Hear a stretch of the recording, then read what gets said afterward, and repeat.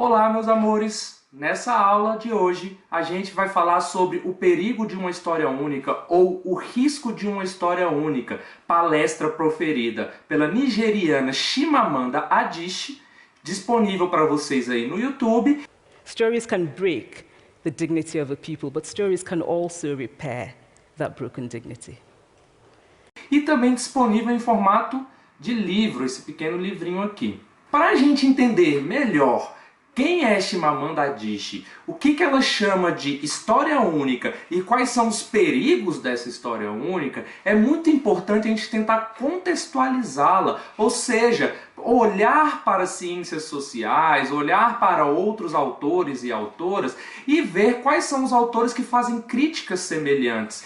A crítica que ela está fazendo não é uma crítica isolada, não é só ela que fala sobre isso. Então a gente poderia pensar a Chimamanda Adichie a partir da ideia de pós-colonialismo. Quando eu falo em pós-colonialismo, eu estou falando num conjunto de autores, de teorias e, sobretudo, de críticas que são feitas às formas com que tanto os europeus quanto os estadunidenses falam e observam países da África e países da Ásia, do Oriente.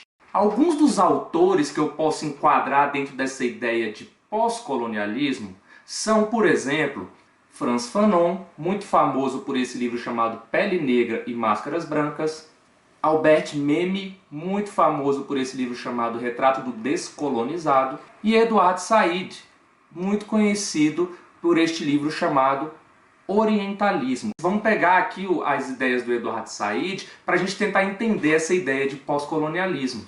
Uma das críticas que o Edward Said traz no seu livro sobre o orientalismo, o que é o orientalismo para ele? É o discurso sobre tudo que é propagado nos Estados Unidos a respeito dos países do Oriente e notadamente do Oriente Médio. Ele vai mostrar que os Estados Unidos, por meio de supostos pesquisadores e por meio da grande imprensa, por meio de emissoras, por exemplo, como a Fox e a CNN, vão trazer sempre imagens muito negativas a respeito dos cidadãos provenientes do Oriente Médio. Ele vai mostrar que se alguém fosse informar sobre o Oriente Médio por meio do discurso que é construído dentro dos Estados Unidos, vai pensar imediatamente que qualquer cidadão que vem do Oriente Médio e que professa fé no islamismo é necessariamente um terrorista. Porque essa é a imagem que é propagada no meio político, na imprensa, sobre aquele país. Então percebe, eu construo um discurso a partir ali dos Estados Unidos sobre um país, sobre países do Oriente Médio, necessariamente atribuindo um estereótipo muito negativo àquele país. Aí não para por aqui a crítica. Aqui já é uma crítica por si só. A gente pode se questionar, será que essa imagem que os Estados Unidos propagam sobre os países do Oriente Médio são imagens verdadeiras? São imagens completas? Ou será que eles estão escondendo alguma coisa? Será que de fato todo mundo que mora naqueles lugares são realmente terroristas?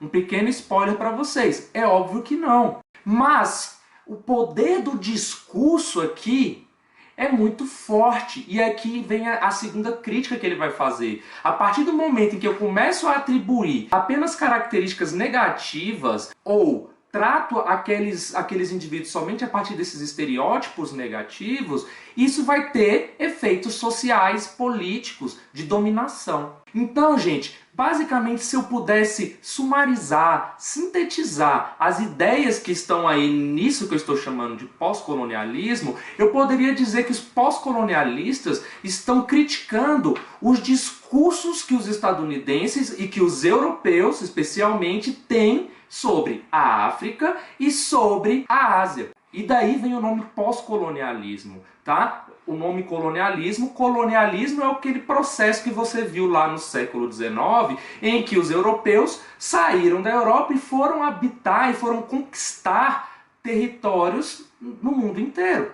tá bom? Quando eu falo de pós-colonialismo, eu estou falando de ideias e teorias que surgiram já na segunda metade do século XX, especialmente, quando esses países que antes eram colonizados, finalmente se tornaram independentes. E ao se tornarem independentes, eles querem mostrar a sua verdadeira cara para o mundo. Eles não querem mais que outros países, como por exemplo os países europeus ou que os Estados Unidos, falem por eles. Eles querem ter a sua própria voz. Eu sou aqui, por exemplo, um nigeriano, eu quero poder falar sobre a minha realidade, do meu ponto de vista. Ou melhor, eu quero mostrar quem de fato é a Nigéria. Porque a grande crítica aqui é que quando as outras pessoas passam a falar sobre mim, sem me dar a oportunidade de falar, isso por si só já é uma relação de poder. E aí, gente, essa crítica não é direcionada só para a imprensa, não é direcionada somente para os políticos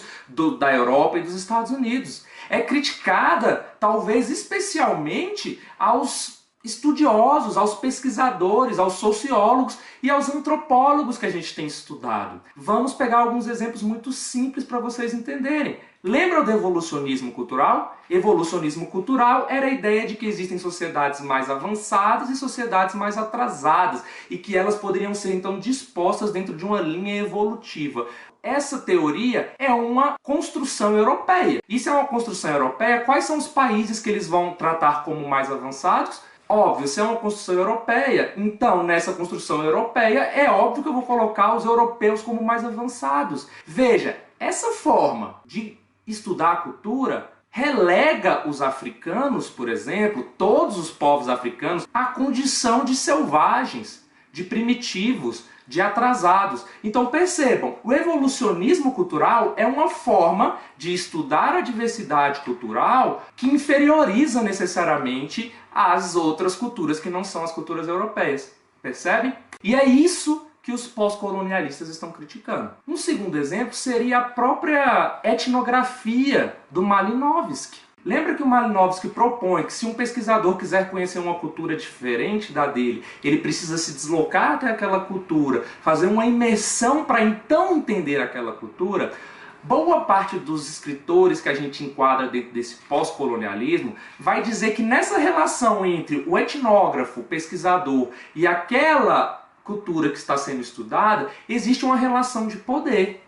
Porque veja bem, o etnógrafo ele nunca vai ser parte de verdade daquela cultura. O etnógrafo ele está tentando observar aquela cultura, mas aquela cultura é para ele uma espécie de objeto, inclusive tem um nome aí, objeto de pesquisa. É como se eu tratasse aquela cultura, aquele outro povo, como um objeto. E mais ainda, os pós-colonialistas vão dizer que frequentemente esses etnógrafos, como é o caso do Malinowski, vão tratar aquela cultura sempre a partir da ideia de que eles são os outros, de que eles são os selvagens, de que eles são os nativos, os primitivos. E nessa relação, então, existe uma relação de poder. Quando eu falo que eles são selvagens, é porque eu não sou selvagem, ou seja, eu sou civilizado.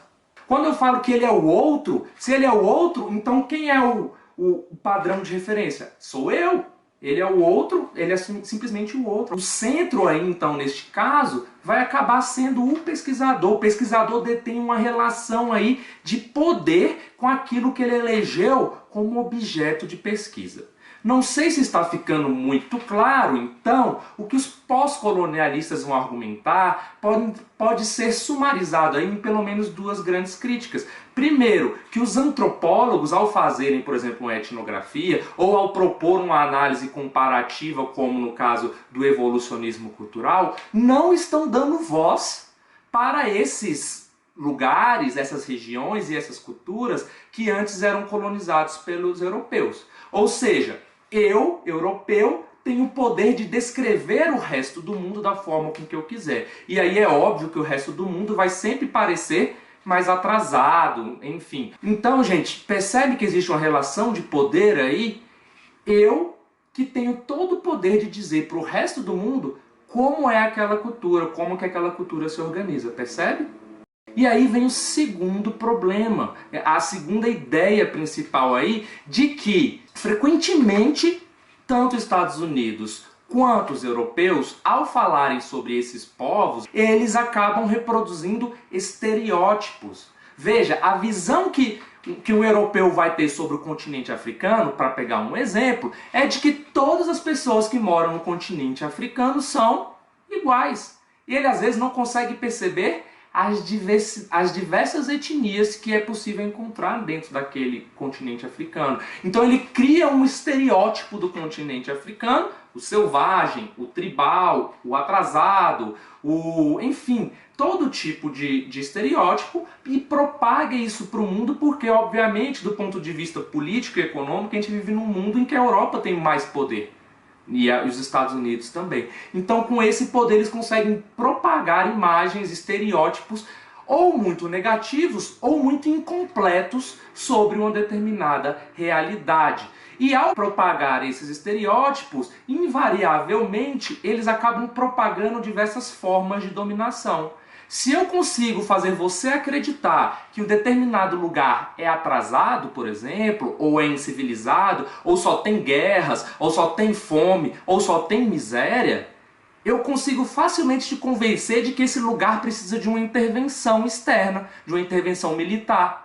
Como é o que acontece frequentemente, por exemplo, com as intervenções militares dos Estados Unidos em países como em países do Oriente Médio, como a Síria, países do Oriente Médio como o Iraque, que vão receber essas intervenções externas dos Estados Unidos porque nós fomos convencidos, a partir de uma série de estereótipos, de imagens criadas pelos Estados Unidos e pela Europa especialmente, que nos fazem acreditar que de fato aquele lugar precisa de uma intervenção.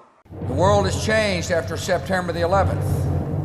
It's changed because we're no longer safe. Terrorists are doing everything they can to gain even deadlier means of striking it. We must stop the terror. I call upon all nations to do everything they can to stop these terrorist killers. When I look at certain people, I wonder, oh my goodness, do you think they could be a terrorist? My fellow citizens, at this hour, American and coalition forces are in the early stages of military operations to disarm Iraq, to free its people, and to defend the world from grave danger. On my orders, coalition forces have begun striking selected targets of military importance to undermine Saddam Hussein's ability to wage war. Então conseguem perceber que existe aí um efeito de poder quando eu crio um determinado estereótipo? Só para organizar a cabeça de vocês, toda vez que eu estou falando de estereótipo, eu estou falando de imagens pré-concebidas, generalizações sobre determinada realidade que frequentemente surgem do senso comum, então surge daquilo que você ouviu falar, eu acho que é assim, ou seja, não surge de uma análise mais profunda sobre uma realidade, mas que acaba orientando nossa visão de mundo em relação a determinados indivíduos ou determinados grupos. Para a gente pegar um último exemplo e eu finalmente voltar para Chimamanda, eu gostaria de lembrar, por exemplo, da forma com que nós falamos sobre os nossos indígenas no Brasil. Quando a gente comemora o Dia do Índio, por exemplo, lá na escolinha com a tia Judite, tia Margarete, né? Lá na segunda série, a gente não aprende que existem centenas de etnias indígenas no Brasil, tá? Ou seja, que existem centenas de culturas diferentes, que hoje, por exemplo, são mais de 300. Mais de 200 línguas diferentes faladas por esses povos, que a gente junta tudo num balaio só e fala o índio brasileiro, como se eu pudesse simplesmente pegar todas as etnias e colocar nessa imagem que eu crio, tá? Nas escolas, na televisão, nas novelas, enfim, imagens que nos são propagadas, mas que não condizem com a realidade efetiva daquele indígena. Eu estou falando de um estereótipo que é criado e que é passado, às vezes, de geração a geração,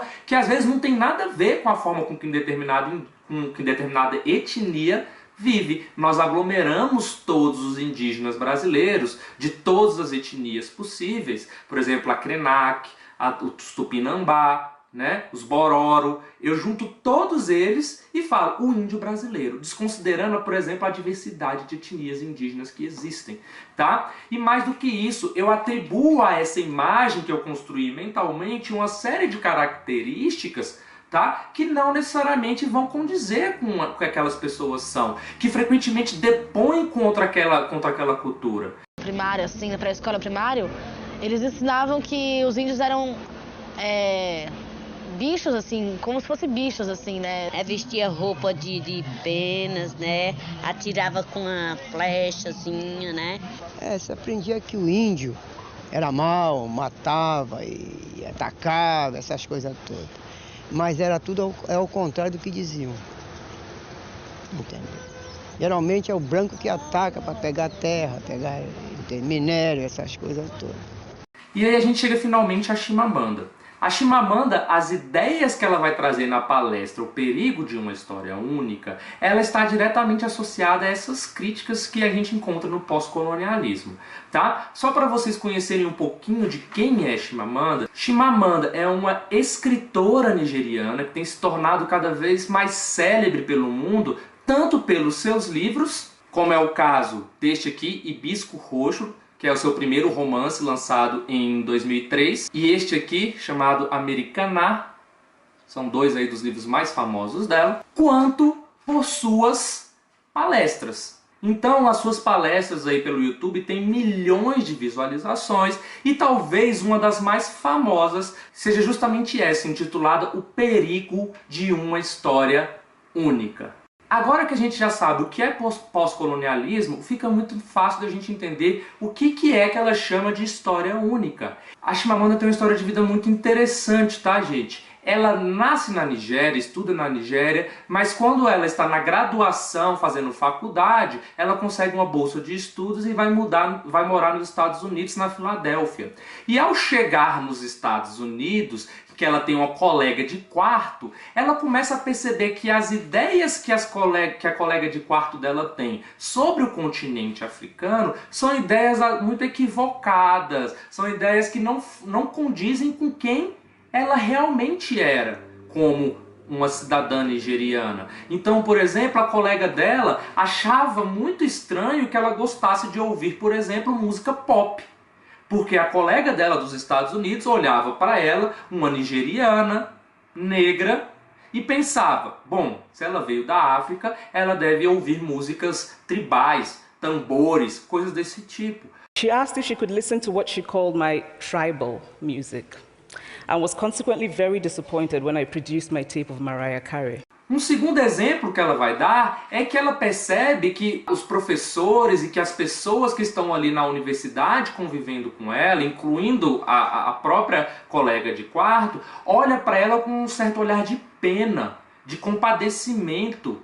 Porque, bom, se ela veio da África, a África é um continente pobre, cheio de fome, cheia de miséria, de doenças, de guerras, né? Então, na verdade, ela devia estar super feliz e aliviada de estar ali nos Estados Unidos, porque ela está fugindo de todas essas desgraças que os estadunidenses, as pessoas que conviviam com ela na universidade, tinham certeza que resumia o que era a África, o continente africano por inteiro, e também a Nigéria, que era o país de onde ela veio. What struck me was this: she had felt sorry for me even before she saw me.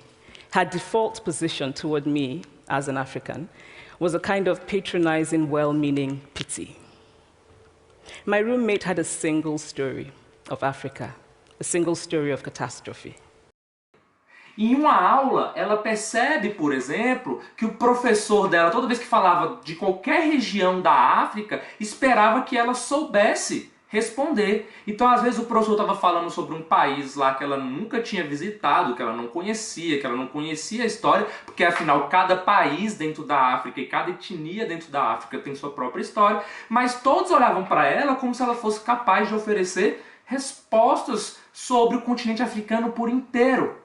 E isso denota o fato também de que a imagem que os estadunidenses têm sobre a África é de que a África é uma coisa só, como se constituísse um povo só. I must say that before I went to the US, I didn't consciously identify as African. But in the US, whenever Africa came up, people turned to me, never mind that I knew nothing about places like Namibia. Então ela percebe a força desse discurso que se construiu sobre a África dentro lá dos Estados Unidos. E é isso que ela está chamando de história única. É uma história que é narrada somente a partir de uma perspectiva. Nesse caso ela está falando dessa perspectiva que os estadunidenses têm sobre o continente africano. E essa versão dos Estados Unidos sobre o continente africano é uma versão que não condiz com aquilo que eu sou. É uma versão que é incompleta, que só fala das coisas ruins e não fala de nada de bom que tem no continente africano.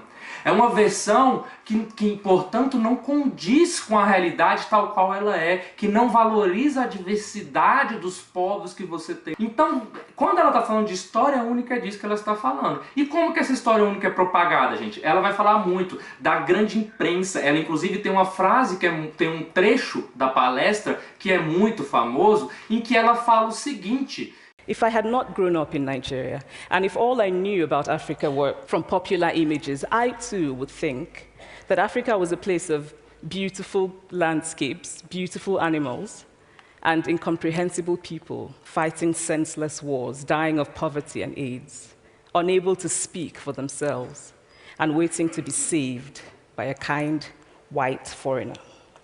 E ela vai mostrar, tá, gente, que essa história única não é construída somente em relação, por exemplo, aos africanos. Ela vai mostrar lá, por exemplo, como os Estados Unidos veem os mexicanos. A few years ago, I visited Mexico from the US. The political climate in the US at the time was tense, and there were debates going on about immigration. And, as often happens in America, immigration became synonymous with Mexicans. There were endless stories of Mexicans as people who were fleecing the healthcare system, sneaking across the border, being arrested at the border, that sort of thing. I remember walking around on my first day in Guadalajara, watching the people going to work, rolling up tortillas in the marketplace, smoking, laughing. I remember first feeling slight surprise, and then I was overwhelmed with shame.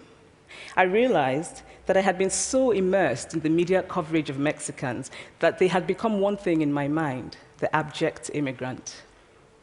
I had bought into the single story of Mexicans, and I could not have been more ashamed of myself. É óbvio também que essa construção não é feita somente dentro da grande imprensa. É passada de geração a geração, de boca a boca. É construída dentro da própria antropologia, dentro da própria sociologia, da forma com que são feitas pesquisas aí sobre esses povos. Então veja que boa parte dos antropólogos, ainda que frequentemente haja um esforço de evitar a hierarquização entre as culturas, frequentemente tratam os africanos, o continente africano, os asiáticos, como essa figura meio exótica, meio distante, meio inferiorizada, meio selvagem. Veja a quantidade de imagens que a própria antropologia ajuda a reproduzir. Não para aí. Uma das partes também que vocês devem se lembrar dessa palestra diz respeito à literatura. Quando ela morava na Nigéria e que ela adorava ler, que ela queria ler livros e consumir vários tipos de história, ela conta que todas as histórias que chegavam até ela eram histórias de mulheres brancas num lugar frio, comendo maçã debaixo de uma árvore, que não tem nada a ver com a realidade dela. Um país onde sequer se plantava maçãs, onde as pessoas todas tinham pele negra e não pele branca como as mocinhas das histórias. Então, as histórias que foram sendo construídas para ela, a ideia sobre o que é bonito, o que é belo, o que é desenvolvido, o que é desejável, foi construída a partir de padrões europeus e não a partir de padrões africanos. Então, dentro da própria África, foi se construindo ali também uma única ideia de desenvolvimento, uma única ideia sobre qual é a melhor forma, digamos, de se desenvolver, enfim. E aí, então, a conclusão dela é uma história única que só mostra um lado da história, nesse caso, o lado dos estadunidenses, né? isso ela fala contando da própria perspectiva de vida dela. Uma história que só mostra um lado gera estereótipos negativos, e o problema dos estereótipos, ela vai dizer, não é que os estereótipos sejam mentirosos necessariamente. De fato, ele pode ter traços reais. De fato, a África sofre com uma série desses problemas que aparecem nos estereótipos, como a questão da fome. Porém, ela vai falar, os estereótipos, eles são incompletos, ele não mostra a riqueza de uma realidade, ele não mostra tudo o que acontece naquele lugar. Nesse momento, a crítica da Chimamanda Adichie é rigorosamente idêntica à crítica dos pós-colonialistas, que é todo esse discurso, esses estereótipos negativos que se constrói sobre a África, tem um efeito de poder, de dominação.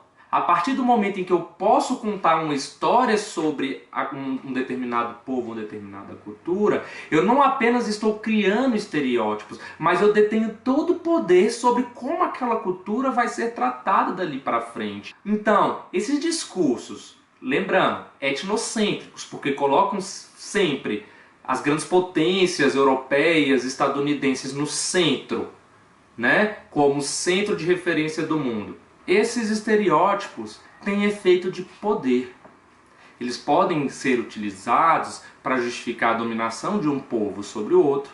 Basta você lembrar aí da teoria do evolucionismo cultural, para você pensar sobre isso. Esses discursos aprisionam determinados povos em uma realidade que não é propriamente a realidade deles. Lembre aí, por exemplo, do exemplo que eu dei desse estereótipo do indígena brasileiro. Né? Então é disso, esses são os perigos, né, vai dizer ela, de uma história única. Será que essa história que nós conhecemos sobre a África, sobre nós mesmos, sobre o Oriente, sobre os povos indígenas, sobre as várias etnias africanas, será que essa história que nós conhecemos é de fato uma história real? É uma história que condiz com os fatos? É uma história que consegue dar conta de toda a diversidade desses povos? Para refletir, basta pensar como a gente estuda a história do Brasil. A gente aprende que o Brasil foi descoberto por quem? Tinha gente aqui com história, alguns desses povos com história de 2.000 anos. Os Guarani hoje se atesta que tinham 4.000 anos, digamos assim, de compreensão de si como povos. Veja, a partir do momento em que eu narro a história dessa forma, contando que os portugueses descobriram o Brasil e não as várias etnias indígenas que aqui habitavam, como o caso dos Tupinambá, que habitavam ali justamente aquela região litorânea, eu estou falando é como se eu estivesse reproduzindo a ideia de que a história que vale, o que realmente a gente tem que levar em consideração, são os europeus. E não os indígenas, e não os africanos. Percebe? Então fiquem com essa reflexão aí. Será que essas histórias todas que nós ouvimos sobre os vários lugares do mundo são as histórias reais? São histórias verdadeiras? São histórias confiáveis? E é essa então a provocação que a Chimamanda traz pra gente, né? Ela quer mostrar que as formas de contar a história frequentemente trazem consigo a marca do que ela chama de Nikali. It is impossible to talk about the single story without talking about power. There is a word, an Igbo word, that I think about whenever I think about the power structures of the world, and it is Nkali.